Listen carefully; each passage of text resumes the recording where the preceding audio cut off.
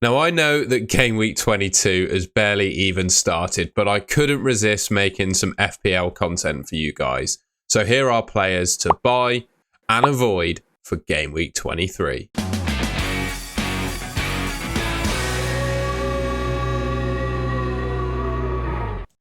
Now, before we look at players to buy and avoid, we've got to be cognizant of the upcoming fixtures. Now, this fixture grid is courtesy of Ben Krellin on X. You can find him on the at the top right of the screen. Basically, we've got some double and blank game weeks coming up in the next few game weeks, and it's really important to be cognizant of those before making any transfers. So game week 25, we've got a confirmed double for Brentford and Man City. Very likely double game week for Liverpool and Luton. 26 is going to be a blank for Luton and Liverpool, and Tottenham and Chelsea. Potential extra double game week for Luton and Bournemouth. And then game week 29 is looking like, well, it's going to be quite a large blank game week, right? Depending on the results of the FA Cup games. Teams that are definitely playing: Brentford, Burnley, Fulham, Tottenham, and there's potentially a Chelsea and Arsenal game to be mixed in there as well. We'll see how that one goes. But yeah, potentially a Chelsea and Arsenal game to be played there as well.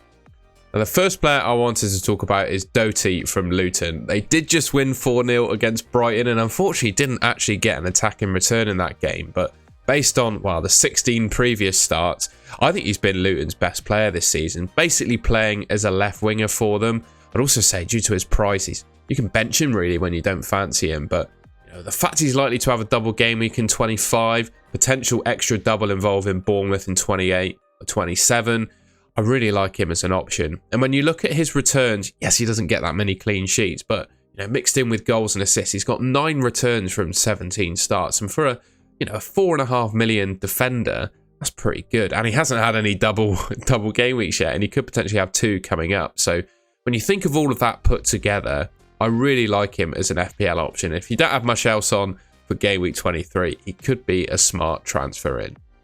Now, another player who I think is a smart transfer in is Trent Alexander-Arnold. Now, given his injury in previous game weeks, I think quite a lot of FPL managers would have sold him.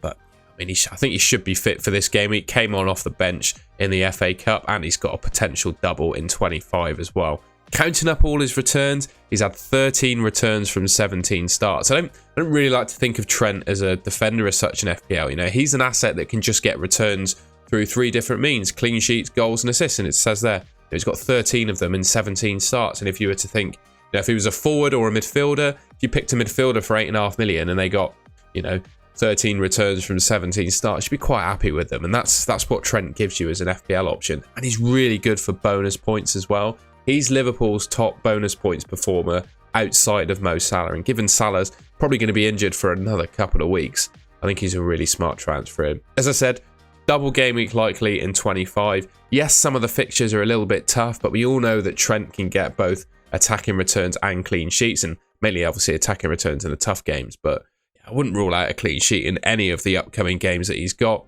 He's a really good option. And one thing I would say about Liverpool, some players I'd say, certainly in that double in 25, you'd question, or potential double, you'd question if they're able to start both games.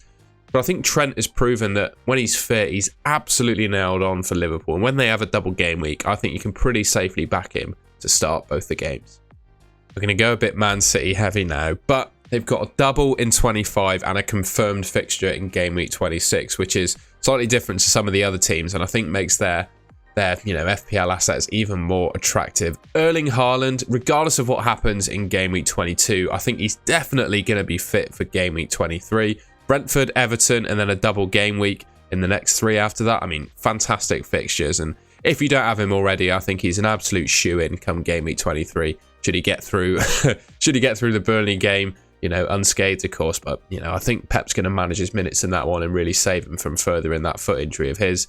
He's got the best expected points for the upcoming game weeks, probably the best asset in FPL given that Salah is injured.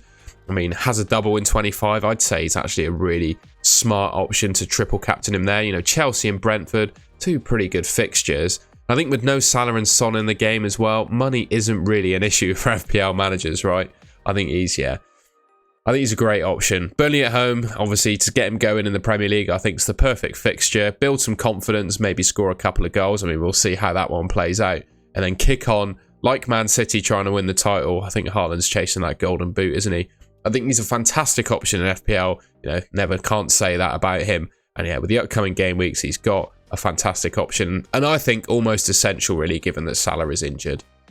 Another Man City option to consider, and it's Kyle Walker. He is, in my opinion, the best and probably the most nailed Man City defender. Up until the point of recording this video, he hasn't played his fixture in game week 22 yet, but he started every game and seems to be getting forward a little bit more than he has done in previous seasons as well.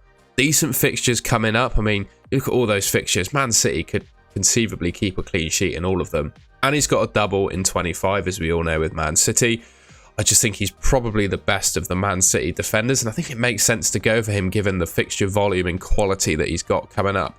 One thing I would say, he's been involved in a lot of drama this week with the UK press, some scandals. I won't go into detail about those, but that might put a little dampener on potential minutes and how Pep Guardiola favours him in the team. But he is the Man City club captain, and he's not been immune to drama in the past, and Pep has continued to play him regardless. I think one of the qualities of Walker is, regardless of what's going on in his life, he seems to still play football at the top level.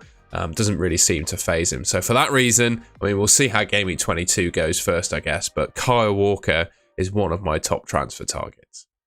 I really like Ivan Toney as an FPL option. And given that, well, he's got a double in 25, doesn't blank in 26, and he's got a game in 29 as well. He ticks all the boxes of a good FPL asset. And just in general, he is now one of the best strikers in the league. I think you can pretty safely say that. Now to start for Brentford, plays 90 minutes on penalties and takes the free kicks too without Mbeumo being in the team. So got a double in 25. He's relatively fixture proof as well, I want to say. I don't want to say, you know, he's going to score against, you know, Liverpool and Man City in all the games they have, but, you know, it's a double against two tough teams. But he proved last season, he scored a couple of goals at the Etihad. Brentford in general are really good against big opposition, and particularly Ivan Toney. Now, we've only got one game so far to base a sample size off of. Obviously, he scored a goal in that one. But last season, you know, he is a proven 20-goal a season Premier League striker. He's proved that last season. So, yeah, for that reason, the fact that fixtures are really kind, well, certainly in terms of existing, right? He's got a double in 25, doesn't blank in 26, and doesn't blank in 29. All of those things put together, I think he's a really good FPL option. Final Man City player, and it's Kevin De Bruyne. Now, I've put him on the list as a player to buy, but I'm a little bit unsure about him personally. I just wanted to voice my opinion on him, really. Obviously got 2 attacking returns against Newcastle in literally 21 minutes. Good fixtures, double game week. We all know the plus side around Man City's fixtures. I spoke about that when going through Kyle Walker and Haaland, but for me, he's going to be good. He's going to be important in their run-in, of course, for Man City. He's going to be, you know, essential basically to them, I think, chasing for the title. But his minutes are going to be managed, and he's probably going to start most of the games, but I just question how many minutes he's going to play. And he's a good asset, don't get me wrong. I'm not going to say Kevin De Bruyne is a bad asset, but at his price point, Salah and Son, well, Salah coming back in the next couple of weeks, Son will be leaving the Asia Cup at some point. Could you spend the money on De Bruyne on those two? Particularly with the double in 25 in mind. I don't know. Just a question mark on De Bruyne, really. I think his return's probably not going to be quite as good as Salah or Son come the end of the season. So if you did buy him, you'd probably have him for a few game weeks and then look to sell, to be honest, with Salah and Son coming back. And to be honest, is he, you know, how many minutes is he realistically going to get in that double game week? Given the state of his hamstring, Pep's going to be really coy about using him. You know, he's really going to try and save him and stop him getting injured again. Just my thoughts, really. When you look at the stats, he does have better expected returns per 90 than Haaland, but the sample size is, what, a game at the start of the season in 21 minutes versus Newcastle. So not a whole lot to go off of, but yeah. I do like him as an option. I just have my reservations about his minutes. Another potentially popular FPL asset that I have some reservations about is Diogo Jota. Don't get me wrong, he's a fantastic player, and when he's been playing for Liverpool in the absence of Salah, he's been absolutely lethal and putting up some really good numbers for the minutes he's played, right? 9 starts and 12 attacking returns is absolutely fantastic. We know that Liverpool have a potential double in 25. Spoke about that with Trent. I, again, have a little bit of a reservation around Jota's minutes. Yes, he's been in great form playing off the right. We all know who plays off the right normally for Liverpool, and that's Mo Salah. And again, similar to De Bruyne, I'd question how many minutes Jota's going to get when Salah's back. I think Salah's going to be back by game week 24. So realistically, Jota's going to be first choice. Well, for what this video counts for, one more game week. And then I think he's going to be a bit of a minutes risk. Now, don't get me wrong. I think with the form that he's in, I think Klopp will be hard pressed to leave him out of the starting 11. But yeah, I just have some question marks really on how many minutes he's going to get and how nailed he is when Salah comes back into the team. And with all those things considered, you can't really make a transfer with like 1 or 2 game weeks ahead of time. You've got to think a bit longer term. And for me, I think Jota's a bit of a risk. Let me know in the comments if you disagree. I mean, ultimately, the game's all about different opinions, right? So if you disagree and think Jota's nailed on, let me know in the comments. But that's just my opinion. All right, and that's the end of the video. I hope you enjoyed that. Wanted to get the ball rolling with some FPL content. I'm conscious some of the players, well, most of the players I've spoken about there haven't actually played yet in game week 22. So obviously anything can happen. I'm willing to take that risk though to get some content out. And I think as long as they survive the game week, most of those, well, all of those players, of course they are really good FPL options and should see you just fine if you choose to transfer them in. If you enjoyed the video, please leave me a like rating. Let me know in the comments if you agree or disagree with any of those picks. Subscribe, it should be just there, to the Golden Goal channel if you want to see more content from me, and I'll catch you in my next video.